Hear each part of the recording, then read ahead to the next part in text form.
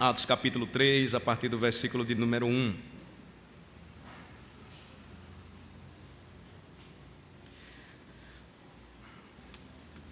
Os capítulos de 3 a 5 nos vão mostrar agora a outra realidade da vida da igreja. Nós vimos o resultado maravilhoso do dia do Pentecostes em Atos 2, quando a igreja ela vivia de conformidade com o Evangelho de Jesus Cristo, e à medida em que os crentes eles perseveravam na doutrina dos apóstolos, no partir do pão, nas orações, nós encontramos o resultado, a conclusão, no versículo de número 47 do capítulo 2, que os crentes então viviam louvando a Deus e contando com a simpatia de todo o povo. Enquanto isso, acrescentava-lhes o Senhor dia a dia os que iam sendo salvos. Esta é uma das facetas da vida cristã. Mas se a vida cristã fosse apenas cercada de flores, as palavras de Jesus elas não teriam validade para nós hoje e também para nenhum cristão em qualquer tempo. Jesus Cristo também disse que no mundo nós teríamos aflições, iríamos sofrer, mas deveríamos ter bom ânimo. Jesus também disse que se o perseguiram e o odiaram, também odiariam e perseguiriam os cristãos, os seus discípulos. A história descreve, e o nosso tempo registra, que nunca houve tanta perseguição aos cristãos, àqueles que professam a fé em Cristo, do que nesses últimos tempos ou séculos, os dois últimos séculos que a grande maioria aqui experimentou, século XX e o início do século XXI.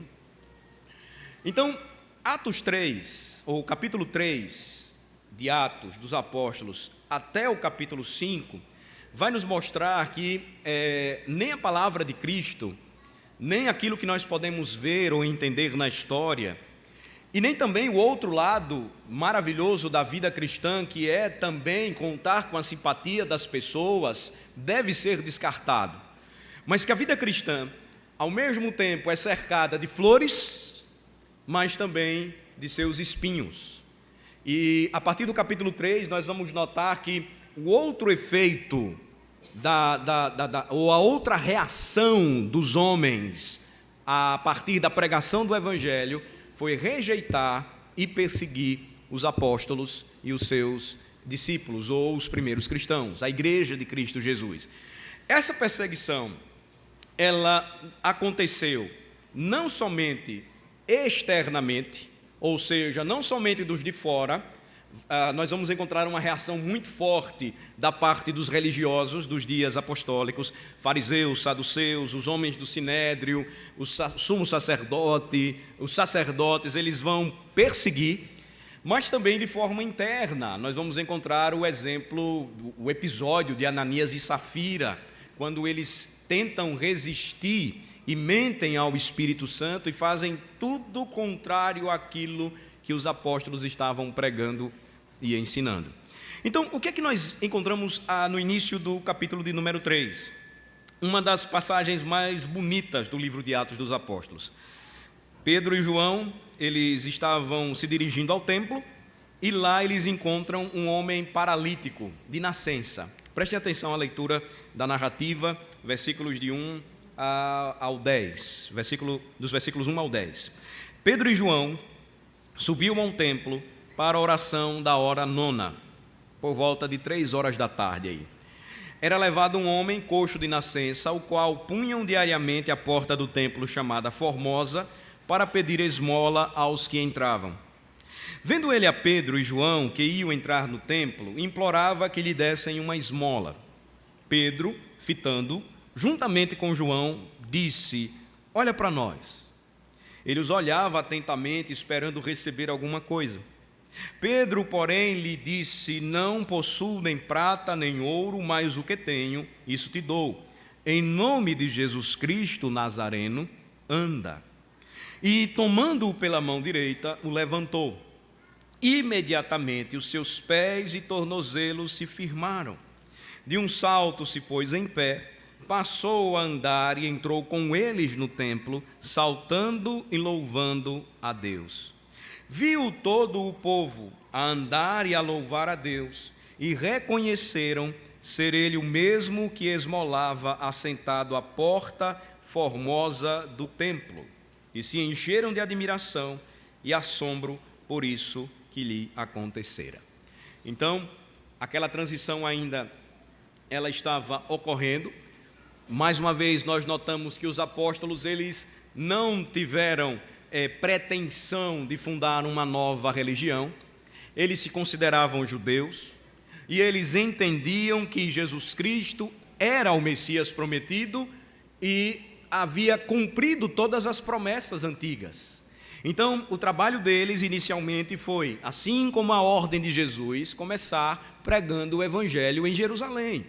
Eles faziam o que era costumeiro, então eles subiram ao templo para a oração das 3 horas da tarde, da hora nona. E justamente naquele período, diariamente, levava um homem coxo de nascença, que havia nascido paralítico. Não se tornou paralítico por alguma circunstância, por algum acontecimento fatídico da vida, um acidente, uma enfermidade que o deixou assim, não. O relato diz, Lucas, que era médico, claramente diz, e ele frisa isto, ele era coxo ou paralítico desde o seu nascimento. Ele era colocado lá, segundo o versículo de número 2, diariamente à porta do templo chamada Formosa. Por conta da destruição do templo de Jerusalém, no ano 70, nós não temos com precisão a informação de onde esta porta estava, só que ela existiu. Era uma das portas de acesso ao templo. Se eu pudesse mostrar a vocês aqui, um dia eu vou mostrar, pelo menos projetar aqui rapidamente, para vocês terem a ideia de como este templo era grande. Na minha classe de catecúmenos, eu sempre mostro aos alunos, para eles perceberem que a gente às vezes fala de templo, pensa que era algo nesse espaço aqui, era algo imenso, muito grande. Ele compreendia muitos maracanãs, só para vocês terem a ideia aqui, se vocês acham que o Maracanã é um grande estádio.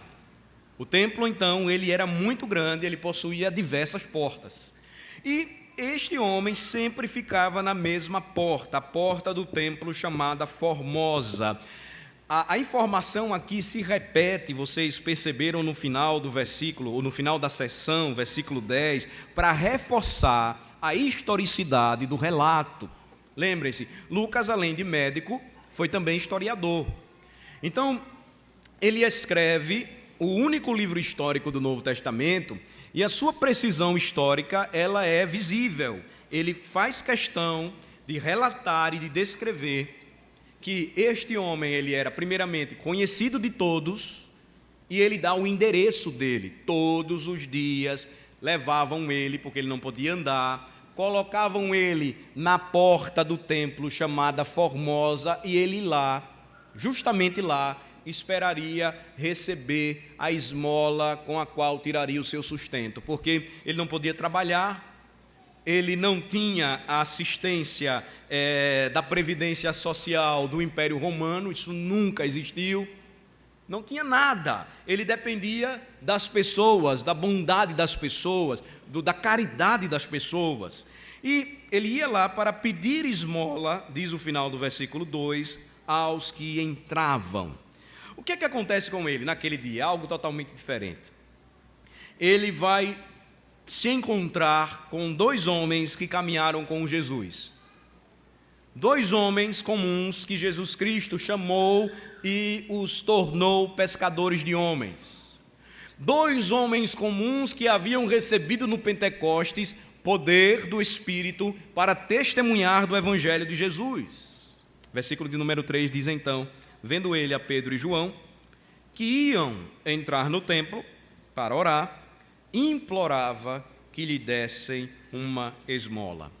O que nos chama a atenção, irmãos, é que se você anda pelo calçadão, pelo centro da cidade de Aracaju, você vai encontrar pessoas que diariamente são colocadas lá, quando paralíticas mesmo, ou quando impossibilitadas de enxergar, deficientes visuais, pessoas cegas. Você vai perceber que todos os dias elas estão no mesmo lugar. E normalmente nós não olhamos para elas. Eu lembro que quando garoto era levado para o calçadão, criança, eu olhava admirado porque aquelas pessoas estavam naquela situação e eu podia enxergar, ainda que usasse óculos, eu podia andar e elas não tinham condições de fazer isso. Mas à medida que a gente vai crescendo e o nosso coração ele vai ficando mais duro, dificilmente nós paramos para olhar para aquela pessoa, para falar com ela, ou até mesmo para atendê-la. Quando nós damos uma esmola, nós fazemos como se fosse algo que nós queremos dar e sair logo. Esse é o fato. O que acontece com aquele homem é algo totalmente diferente. Versículo de número 4 diz que Pedro fita nele os seus olhos, juntamente com João. Ele ouve aquele paralítico implorar por uma esmola, e ele então para, ele não simplesmente baixa a cabeça e passa, ele diz que não tem, ou como normalmente a gente costuma dizer aqui em Aracaju, perdoe, e vai embora. Perdoar o quê, né? Mas a gente diz, perdoe, como se não tem não. Ou então a gente joga uma moeda e vai logo, não quer ficar ali. Não, Pedro e João, eles pararam, eles olharam fixamente para ele e ainda disseram algo inusitado. Eles chamaram o paralítico a olhar fixamente também. Versículo de número 4 diz, olha para nós. Ou seja, preste atenção na gente. Olhe bem para a gente. E o versículo 5 então prossegue e diz que ele fez isso.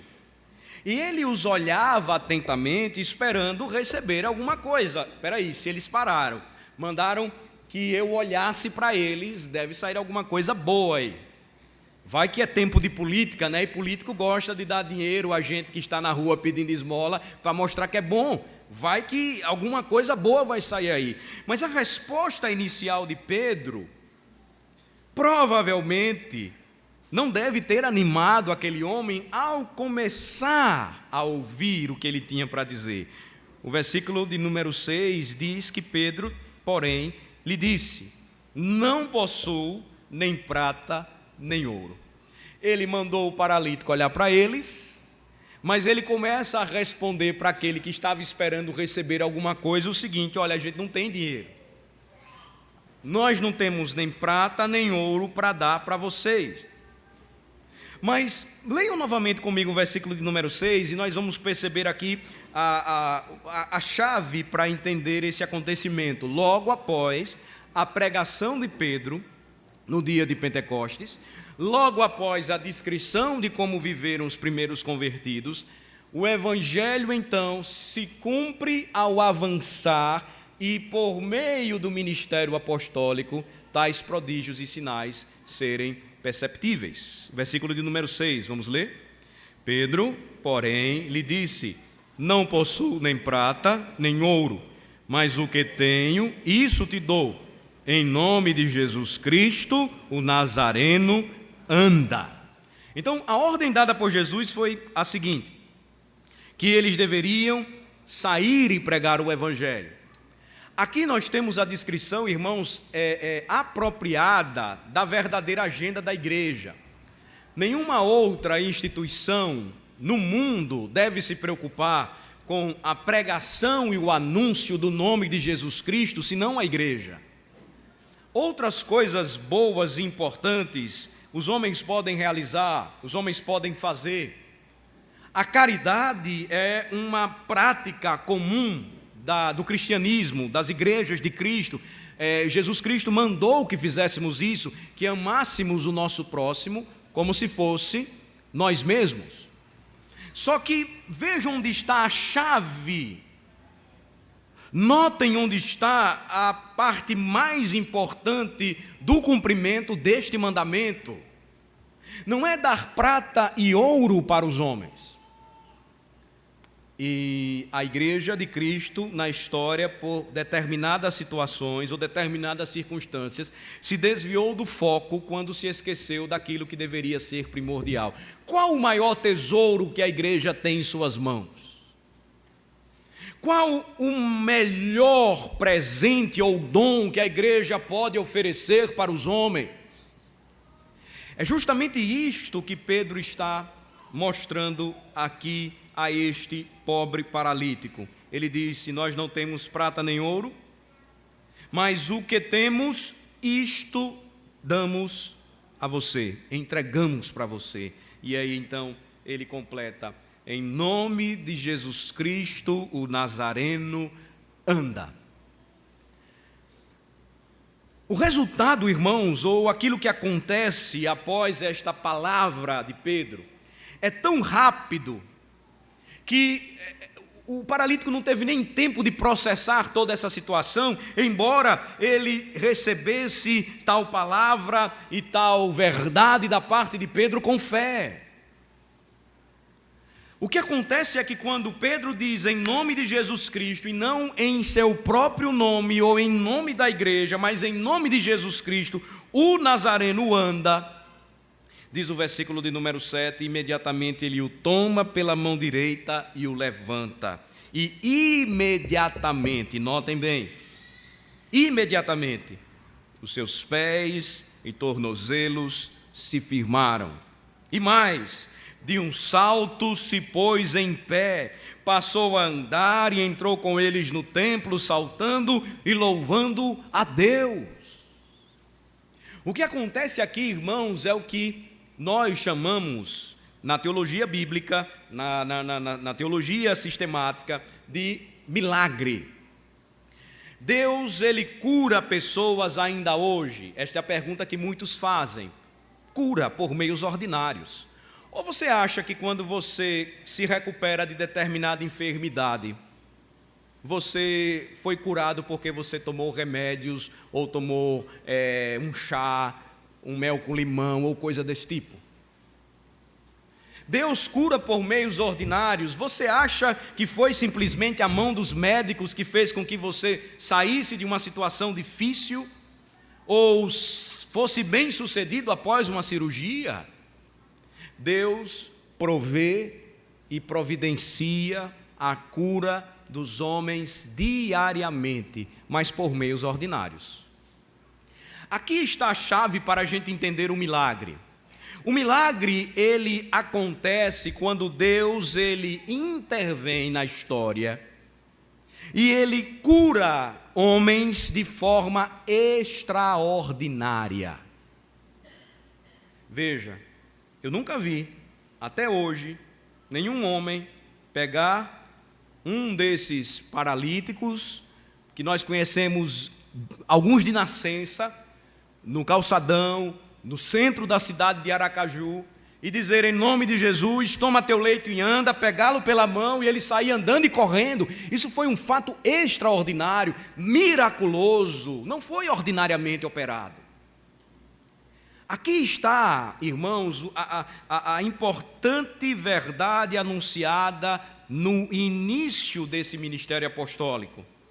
Pedro, ele faz aquilo que o Senhor Jesus o capacitou para fazer. Marquem Atos capítulo 3 e vamos para 2 Coríntios capítulo 12. Quando Paulo defende a sua autoridade apostólica, observem o que ele vai dizer. Atos 12, 2 Coríntios 12, a partir do versículo de número 11.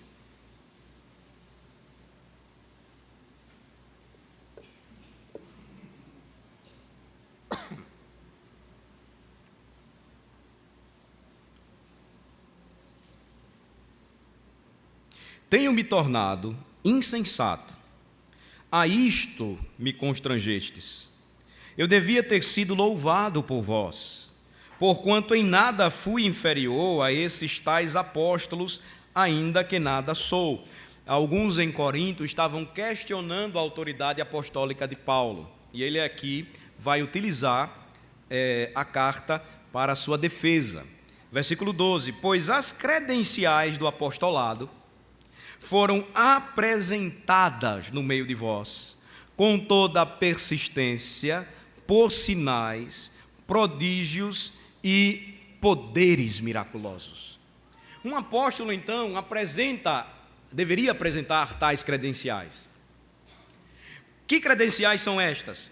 Eles deveriam apresentar sinais, prodígios e poderes miraculosos. Notem, poder miraculoso aqui é a operação da parte de Deus, por meio dos apóstolos, de algo que não ocorreria por meios ordinários. Aí está, irmãos, a grande questão daqueles que hoje promovem reuniões de cura e libertação. É mentira. Você que fica assistindo essas coisas na televisão, você está vendo mentira. Tem gente que ainda manda dinheiro para esses falsos apóstolos e profetas, mas é tudo mentira. A pessoa entrevistada na televisão e diz: o que é que você estava sentindo? Ah, pastor, eu estava sentindo uma dor de cabeça e agora passou. Nós temos médicos aqui, biomédicos, nós temos farmacêuticos. Vocês sabem o que é doença psicossomática? Você sabe o que é tomar Doril e a dor sumiu? Coitado de mim, que agora não posso tomar omeprazol. Porque muitos dizem: eu estava com uma queimação no estômago e passou. Isso daí, irmãos, não tem nada a ver com pegar alguém que jamais andou e, em nome de Jesus, ser tomado pela mão e andar. Essa é a questão. É nisso que reside o poder de Deus, e não nessa conversa fiada que muita gente ainda engole. E notem, aqui, irmãos, eu chamo a atenção de vocês. Pedro ficou rico, João ficou rico, Paulo ficou rico. Quem dos apóstolos enriqueceu? Fazendas, carros, mansões, jatos. Não é um contrassenso? O que o apóstolo Pedro fez por aquele pobre homem é algo que somente o Senhor poderia fazer e ainda hoje pode fazer, mas só faz quando quer. Não quando nós fazemos reuniões dizendo que ali vai acontecer isso. Isso é mentira. Porque o poder de Deus para a salvação de todo aquele que nele crê se chama Evangelho.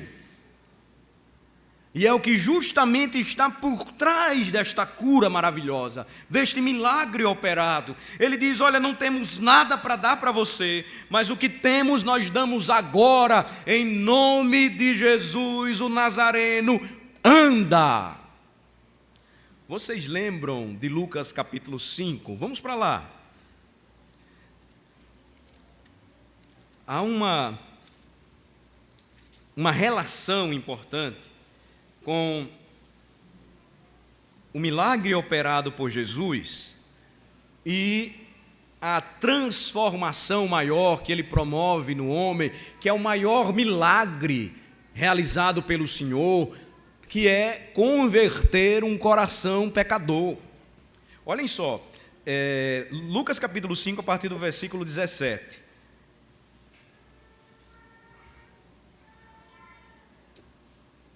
Ora, aconteceu que num daqueles dias, estava ele ensinando e achavam-se ali assentados fariseus e mestres da lei, vindos de todas as aldeias da Galiléia, da Judéia e de Jerusalém. E o poder do Senhor estava com ele para curar. Olhem só. Vieram então uns homens trazendo em um leito um paralítico e procuravam introduzi-lo e pô-lo diante de Jesus. E não achando por onde introduzi-lo por causa da multidão, subindo ao eirado, o desceram no leito, por entre os ladrilhos, para o meio, diante de Jesus. Vendo-lhes a fé, Jesus disse ao paralítico: homem, estão perdoados os teus pecados. E os escribas e fariseus arrazoavam, dizendo: quem é este que diz blasfêmias? Quem pode perdoar pecados senão Deus? Jesus, porém, conhecendo-lhes os pensamentos, disse-lhes, que arrazoais em vosso coração? Leiam comigo o versículo 23. Qual é mais fácil dizer: estão perdoados os teus pecados, ou levanta-te e anda? Perceba uma correlação. Aqueles milagres aconteciam ao mesmo tempo que a mensagem dada era esta: quem está fazendo isso por vocês é aquele que tem poder para perdoar pecados.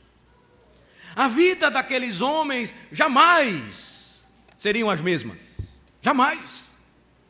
E aí Jesus, versículo 24 diz: mas para que saibais que o Filho do Homem tem sobre a terra autoridade para perdoar pecados, disse ao paralítico: eu te ordeno, levanta-te, toma o teu leito e vai para casa imediatamente.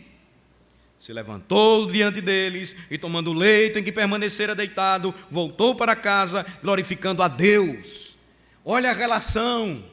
Pedro estava falando em nome de Jesus, curaria um paralítico mais adiante em um nome de Jesus e realizaria os mesmos sinais e prodígios em um nome de Jesus.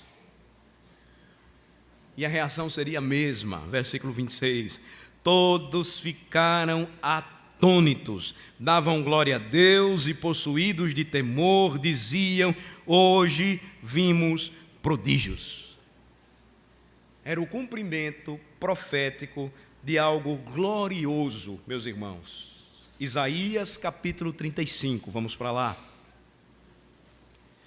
O que nós estamos vendo à medida em que começamos a estudar o livro de Atos não pode ser separado de todas as profecias preditas a respeito de Jesus Cristo, acerca de Jesus Cristo. Isaías número 35, capítulo 35, a partir do versículo de número 1. O deserto e a terra se alegrarão, o ermo exultará e florescerá como um narciso, florescerá abundantemente, jubilará de alegria e exultará. Deu-se-lhes a glória do Líbano e o esplendor do Carmelo e de Sarom. Eles verão a glória do Senhor, o esplendor do nosso Deus. Fortalecei as mãos frouxas e firmai os joelhos vacilantes. Dizei aos desalentados de coração: sede fortes, não temais. Eis o vosso Deus. A vingança vem, a retribuição de Deus, e Ele vem e vos salvará.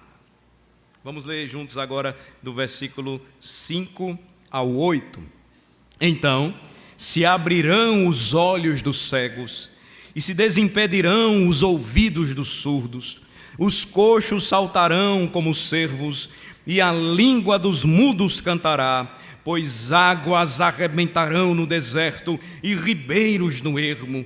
A areia esbraseada se transformará em lagos e a terra sedenta em mananciais de águas, onde outrora viviam chacais. Crescerá a erva com canas e juncos, e ali haverá bom caminho, caminho que se chamará o caminho santo. O imundo não passará por ele, pois será somente para o seu povo.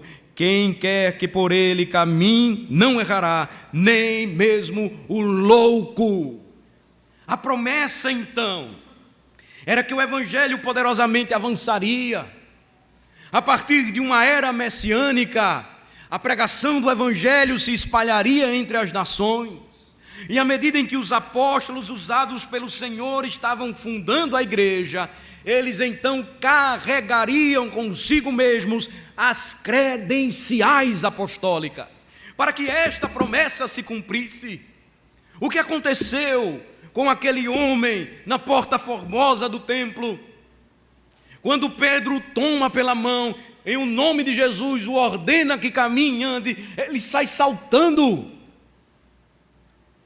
Isaías 35, então, começa a se cumprir. Os coxos saltarão como cervos. A igreja do Senhor não pode perder de vista esta perspectiva e promessa, amados irmãos. Ela não pode se perder na história ela não pode abandonar o seu ministério, ela não pode deixar de enfatizar a poderosa pregação da palavra, porque a fé vem pelo ouvir, e ao ouvir a pregação da palavra de Cristo. E enquanto fazemos isso, Deus opera como quer e quando quer, segundo os seus meios ordinários. Ele continuará curando pessoas quando quiser, mas entendam bem, aqueles fatos e acontecimentos tão marcantes e diferentes nos dias apostólicos não são mais para hoje. Eles se cumpriram na vida daqueles homens, e eis a razão porque não existem mais apóstolos. Podem perceber? O apostolado era um ofício. Quem entregou este ofício foi o próprio Cristo, e Ele deu este ofício com data determinada para se encerrar. De forma que aqueles que se auto-intitulam apóstolos dos dias de hoje são claramente falsos, mentirosos, e não têm poder nenhum, porque neles não opera a graça de Jesus, porque eles não pregam o evangelho glorioso da graça de Jesus. Eles enriquecem, e eles promovem falsas curas, e eles enganam as pessoas. É isso que nós não podemos ter medo de falar. Às vezes faço algumas considerações e observações, aí tem irmãos lá na porta me repreendem: pastor, cuidado com o que o senhor está falando.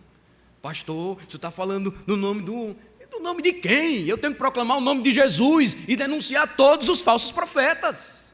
Ora, bolas. A pessoa vai me perguntar, eu vou dizer o quê? Está lá, né? Jesus Cristo é Senhor. Sejam criteriosos, meus queridos irmãos, como os bereanos foram. Atos 17. Pastor Alain pregou aqui, fique com sua Bíblia aberta. Veja se eu não estou falando abobrinha. Por isso que eu repito de novo: pelo amor de Deus, em nome da boa palavra, do bom ensino, da pregação do Evangelho, professores de escola dominical, não contem historinhas. Falem do Evangelho. Não falem de si mesmos, ensinem a palavra de Deus. É isso que alimenta o rebanho de Cristo. É isso que nos aponta, de fato, para aquele que deve ser gloriosamente honrado e louvado em nosso meio. Isso é tão sério que, por exemplo, professores de crianças, se os professores de crianças não ensinarem corretamente a palavra para as crianças da igreja, elas vão aprender tudo errado, e quando chegar na frente, porque aprenderam tudo errado, mais difícil será de desfazer todo o erro. Alguns, talvez, não serão desfeitos. Vocês precisam ser criteriosos. Tem alguma dúvida quanto a algum ponto, quanto a alguma doutrina, quanto a alguma lição? Procurem aqueles que podem ajudar vocês, mas não ensinem com dúvidas. Eu lembro que eu peguei certa vez uma lição de escola dominical, uma que a gente comprava antigamente, e na lição da classe, eu não lembro qual era a idade, eu sempre pegava para conferir, para ver se estava tudo ok, contava a mesma história que talvez você já aprendeu quando criança, ou já ouviu alguém dizer que aquele grande juiz chamado Jefté matou a filha dele, sacrificou a Deus. Esse é um dos erros mais comuns, falhos de interpretação bíblica, se você não entende bem qual foi o voto que Jefté fez. Primeiro, Deus não aceita sacrifício de gente. Isso aí era contrário ao que acontecia, os povos pagãos sacrificavam seus filhos. O voto dele, por isso aquela jovem chorou com as virgens de Israel, é que se ele fosse vitorioso em batalha, sua filha não ia casar. Esse era o voto dela, por isso a tristeza dela, ela seria virgem até a morte. Mas muita gente ensina, está vendo, mas Jefté aqui escorregou. Ele fez um voto e agora vai ter que cumprir. Viu a filha, se entristeceu, vai ter que matar. É preciso, irmãos, entender como a palavra se processa, e não tenham medo, conferindo escritura com escritura, basta apenas alguns minutos, algumas horas de observação, e vocês vão perceber que muitos que falam na televisão ou no rádio mentem e não pregam o verdadeiro evangelho, porque o verdadeiro evangelho, ele não oferece prata e ouro para os homens. Isso aqui é um ponto, irmãos, é crucial, mas ele oferece o maior tesouro que os homens podem receber, Jesus Cristo.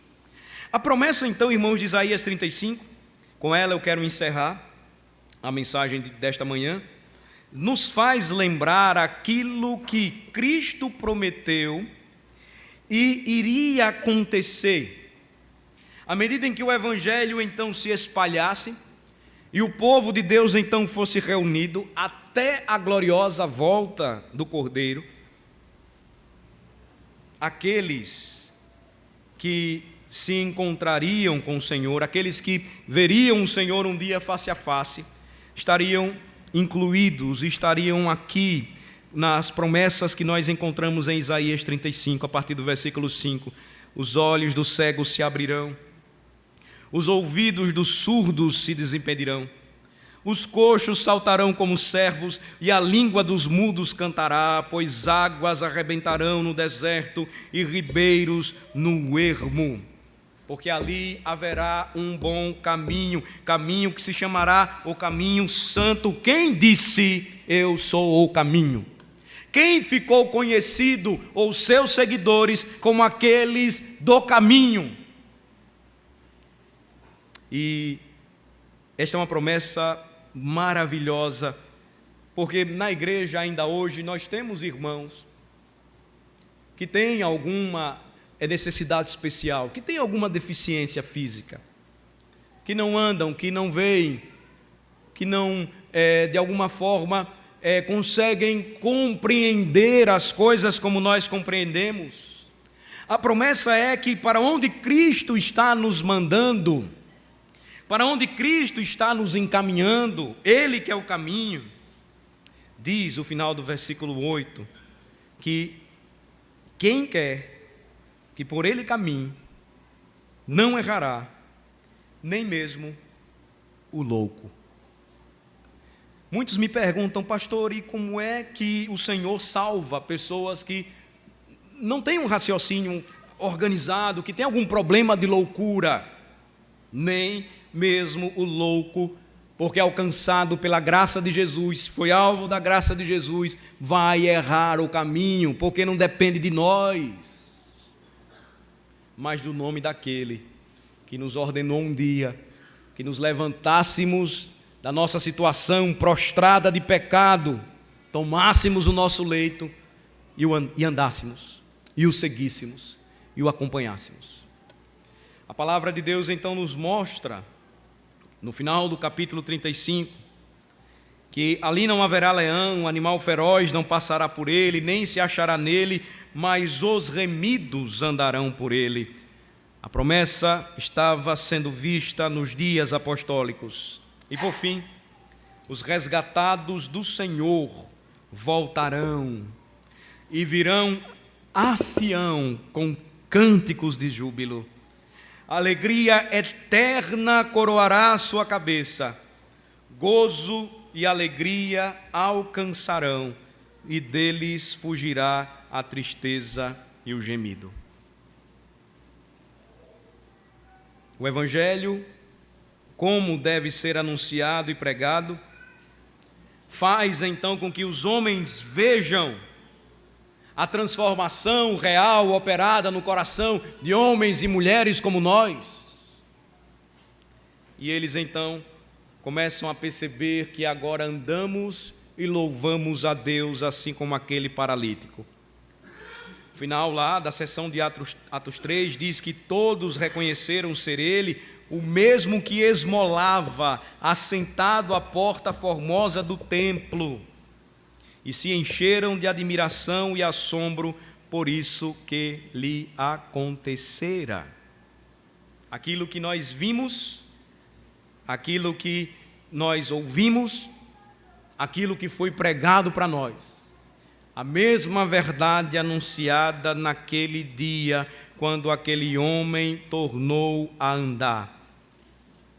Ou começou a andar, porque nunca andou. A mesma promessa que nós devemos anunciar, porque ainda hoje o que temos devemos entregar e oferecer aos pecadores, a pregação do Evangelho. Porque só Cristo tem poder para curar uma alma, transformar o seu ser, conceder-lhe um novo coração e fazer com que aqueles que aqui nesta terra experimentam determinadas dificuldades, alguma deficiência, alguma necessidade, no novo céu e na nova terra tornarão a ver, caminhar, ouvir, falar. Essa é a promessa do Evangelho, não essas mentiras que nós estamos vendo por aí. Esta é a verdade que nós devemos anunciar, porque o que mais importa para o homem é a salvação da sua alma. E é isto que é mais valioso e valoroso e importante do que qualquer tesouro ou riqueza neste mundo. Vamos orar. Senhor, te agradecemos e te louvamos, porque a tua palavra nos ensina, nos traz entendimento, ela nos aponta o caminho, ela nos conforta com grandes promessas. O que o Senhor fez no passado, aquilo que foi anunciado nos dias de Pedro e João, ainda hoje nós ouvimos ao abrirmos a tua palavra. Quando somos confortados e animados com tuas santas e ricas promessas, e percebemos que este é o poderoso Evangelho que devemos pregar. Ainda hoje, Senhor, judeus buscam sinais, gregos buscam sabedoria, mas assim como os apóstolos, a tua igreja prega a Cristo crucificado, poder de Deus e sabedoria de Deus. Abençoa-nos, ó Senhor, não permitindo que desviemos o nosso foco, ainda que não alcancemos louvores dos homens, não obtenhamos o sucesso claramente visível destes falsos mestres e falsos profetas que mentem usando o nome de Jesus. Que sejamos fiéis ao cumprimento, no cumprimento da nossa missão como igreja, que é dizer para os homens do nosso tempo: não temos prata nem ouro para dar para vocês, mas o que temos te damos, em nome de Jesus. Toma teu leito e anda. Em Cristo oramos, ó Senhor, e te agradecemos por tua palavra. Amém.